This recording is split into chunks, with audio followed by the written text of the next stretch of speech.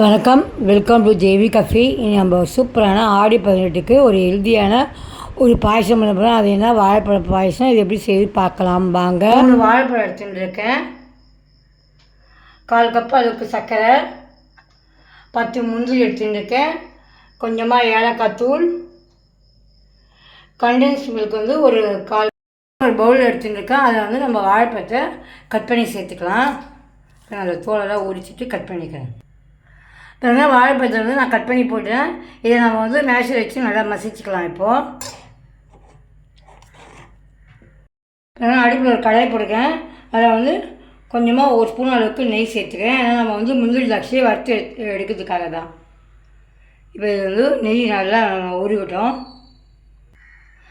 நெய் கரைஞ்சிட்டு ஃபஸ்ட்டு நான் முந்திரி போட்டு பொரித்து எடுத்துக்கிறேன். உங்களோட திராட்சை நான் முந்திரி வறுத்து தனியாக எடுத்து வச்சுட்டேன். நம்ம வாழைப்பழத்தை மசிச்சு முந்திரி வறுத்த நெய்லேயே இந்த வாழைப்பழத்தை போட்டுருவோம். லைட்டாக போட்டால் போதும். இந்த வாழைப்பழத்தை இந்த நெய்லேயே நல்லா வதக்கிக்கலாம். அப்போ தான் அந்த வாழைப்பழத்தோட வாசனை போகும். இப்போ நல்லா 2 நிமிஷமாக நல்லா கலரிட்டுருக்கேன். நான் பால் எடுத்துட்டுருக்கேன். 1.5 டம்ளர் பால் எடுத்துட்டுருக்கேன். 1 டம்ளர் பாலில் ஃபஸ்ட்டு 1 டம்ளர் எடுத்து வாழைப்பழத்தை நான் சேர்த்துக்கிறேன். சேர்த்து வாழைப்பழம் வேக வச்சு எடுத்துக்கலாம். இப்போ இப்போ பால் சேர்த்துட்டோம். நான் 1 டம்ளர் நான் அதில் எடுத்து வச்ச 1 டம்ளர் பாலும் நான் சேர்த்துட்டேன். இப்போ நம்ம எடுத்து வச்சு சர்க்கரையை சேர்த்துட்டுருவோம். பாருங்கள், சர்க்கரையை சேர்த்து நல்லா கலரிக்கலாம். உங்களுக்கு ஸ்வீட் நல்லா கலந்து விட்டுக்கலாம். இது கொஞ்சம் பால் நிறைய தேவைப்படும்னா இப்போ சர்க்கரையை போட்டு நல்லா மசிச்சு விட்டுக்கலாம். நம்ம சர்க்கரை சேர்த்த பிறகு கொஞ்சமாக ஏலக்காய் தூள் சேர்த்துக்கிறேன். இதை போட்டு நல்லா கலந்து விட்டுக்கலாம். பாலை கொட்டி அந்த பால்லே இந்த வாழைப்பழம் நல்லா வேகணும். நல்லா 2 நிமிஷம் நல்லா கொதிக்கணும். இப்போ கொதிச்சுட்டு இப்போ நம்ம எடுத்து வச்ச கண்டென்ஸ் மில்கை சேர்த்துட்டுருவோம்.